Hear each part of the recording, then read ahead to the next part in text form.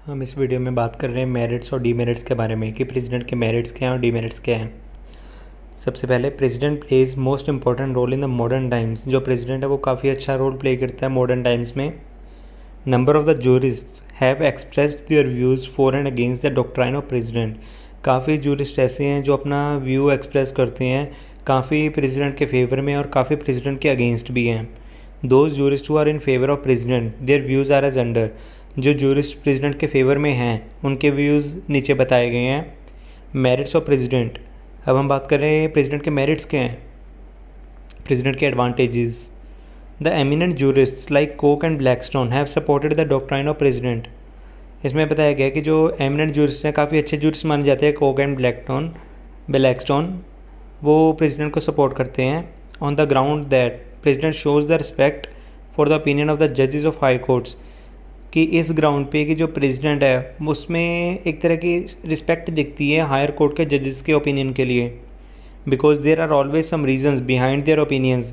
Because जो भी higher court के जजेस होते हैं जब कोई वो डिसीजंस वगैरह देते हैं अपने ओपिनियंस वगैरह देते हैं तो उनके डिसीजन या ओपिनियन की अगर हम बात करते हैं उसके पीछे कोई ना कोई ज़रूर रीज़न होता है।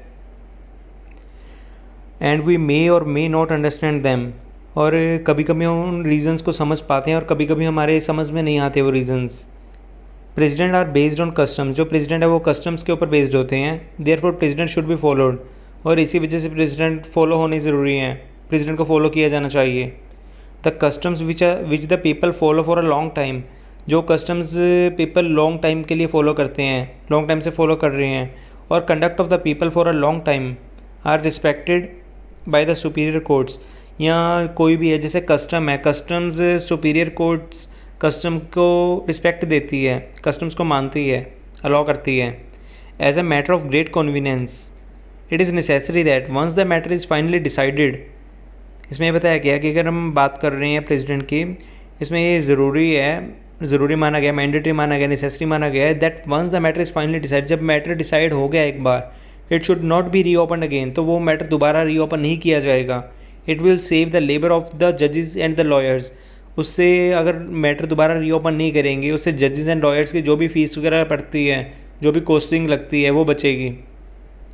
For example in the criminal case if the person is prosecuted by the competent court whether he is acquitted or convicted he cannot be prosecuted again for the same offense under article 300 of the constitution। इसमें example में ये बताया गया है कि अगर criminal case की हम बात कर रहे हैं तो अगर किसी को भी सज़ा मिल रही है या सज़ा मिल चुकी है ऑलरेडी एक जुर्म जो उसने किया है एक ऑफेंस किया उसके लिए तो उसको सेम ऑफेंस के लिए दोबारा सज़ा वगैरह नहीं मिल सकती। जैसे आर्टिकल 300 है कॉन्स्टिट्यूशन का उसमें ये बताया गया कि अगर किसी को एक ऑफेंस के लिए ऑलरेडी पनिश कर दिया गया तो उसको सेम ऑफेंस के लिए दोबारा पनिश नहीं किया जा सकता। Similarly in the civil cases there is section 11 of CPC namely civil procedure code.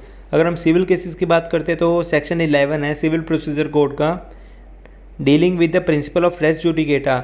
जो रेस जुडिकेटा के प्रिंसिपल से डील करता है। रेस का मतलब होता है थिंग्स एंड जुडिकेटा का मतलब होता है already decided by the court of competent jurisdiction. इसमें बताया गया कि जो चीज़ ऑलरेडी डिसाइड कर दी गई है वो दोबारा रीओपन नहीं की जाएगी।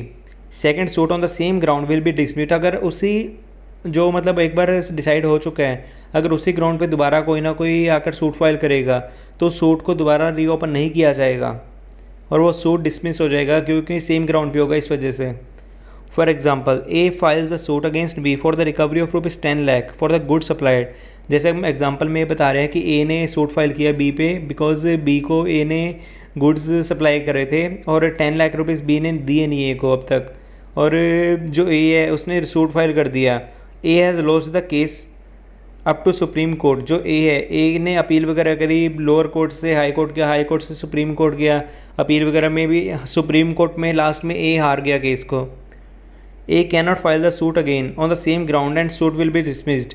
ए दोबारा उसी सेम ग्राउंड पे जो बी से पैसे लेने थे जो गुड सप्लाई कर रहे थे उसी सेम ग्राउंड पे दोबारा केस नहीं कर सकता और अगर ए ने सूट फाइल करा तो उसका सूट डिसमिस कर दिया जाएगा रेस जुडिकेटा के प्रिंसिपल के according. Precedents bring certainty in law. जो प्रेसिडेंट्स है वो लॉ को और भी सुधारते हैं। If the subordinate courts do not follow the precedents, अगर जो सबॉर्डिनेट लोअर कोर्ट्स हैं, इन्फीरियर कोर्ट्स हैं, वो अगर प्रेसिडेंट को फॉलो नहीं करेंगी, द जजेस start deciding according to their own opinion, तो जजेस हैं वो अपने अपने ओपिनियन खुद मतलब अपने अपने ओपिनियन के हिसाब से केसेस के डिसीजन देने लगेंगे।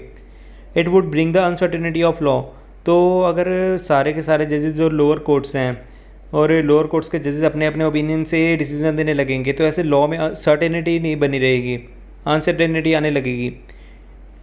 And the fate of the clients would have depended upon on the mood and temperament of the जजेस, तो इसमें ये बताया गया जो क्लाइंट्स का फेट है, जो क्लाइंट्स का भरोसा है, वो एक तरह से ऐसा हो जाएगा कि जो जैसा जज का मूड है, जैसा जज का उस टाइम पे टेम्परेचर अब बोल देते हैं, जैसे अगर गुस्से में है या फॉर एग्जांपल कोई भी प्रॉब्लम में है, तो ऑलरेडी मतलब उसका मूड ख़राब होगा, तो अपने मूड के हिसाब से केस का फैसला डिसीजन देने लगेंगे अगर वो प्रेसिडेंट नहीं फॉलो करेंगे तो।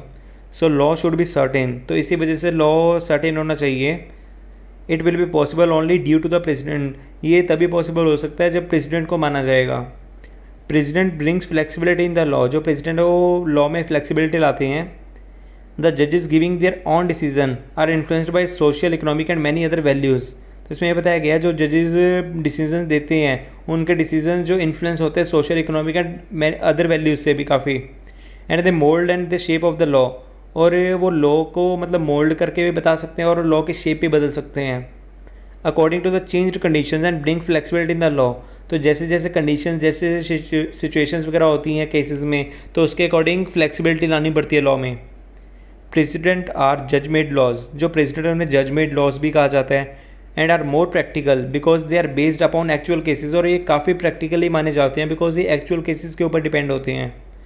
President brings about scientific development in law, जो प्रेसिडेंट है वो साइंटिफिक डेवलपमेंट भी करते हैं लॉ की।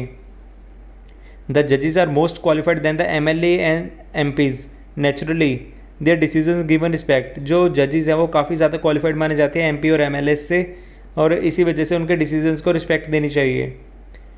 प्रेसिडेंट्स गाइड द जजेस and they are prevented from committing the errors, जो प्रेसिडेंट है वो फॉर एग्जांपल सुपीरियर कोर्ट्स के जो जजेस हैं उन्होंने जो एग्जांपल्स, जो केसेस के डिसीजन दिए हैं वो लोअर कोर्ट्स के लिए एग्जांपल्स बन जाते हैं वो केसेस, तो जो एग्जांपल्स बन जाते हैं, तो जो लोअर कोर्ट में अगर वैसा ही सेम सर्कमस्टांसेस वाला केस आए, सेम सिचुएशंस वाला केस आए, सेम टॉपिक पे, सेम पर्टिकुलर पॉइंट पे, देन उसमें ये होता है कि जो लोअर कोर्ट के जजेस होते हैं वो सुपीरियर कोर्ट ने जो फैसला दिया है ऑलरेडी, जो प्रेसिडेंट बना हुआ है उसके अकॉर्डिंग उसी का सेम टू सेम फैसला सुना देते हैं और वो बाउंड भी होते हैं उसके लिए।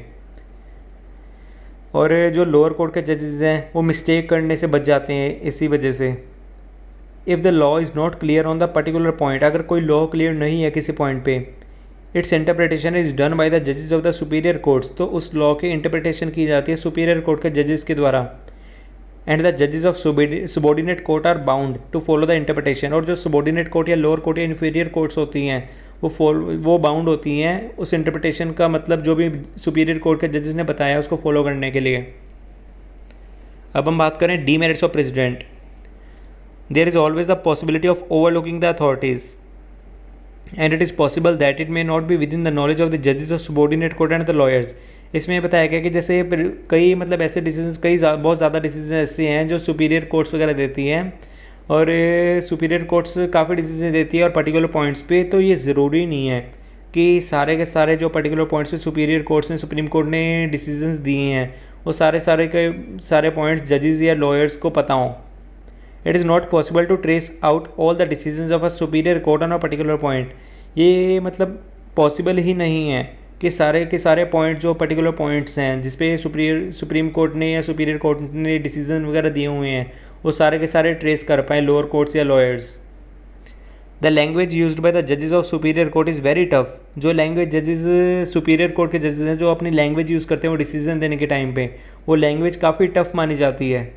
And not easily understandable for a layman, वो आम आदमी के समझने योग्य नहीं होती, कि आम आदमी इसको पढ़कर भी समझ नहीं पाता। Sometimes full facts are not brought before the superior courts and wrong decisions are given, कई बार ऐसा होता है सुपीरियर कोर्ट्स के सामने पूरे के पूरे फैक्ट्स नहीं आते हैं, पूरी आर्ग्यूमेंट नहीं होती है केस की, और उसी वजह से रॉन्ग डिसीजंस वगैरह भी हो जाते हैं कई बार सुपीरियर कोर्ट्स से। तो ये डीमेरिट्स हैं प्रेसिडेंट के। Okay, thank you.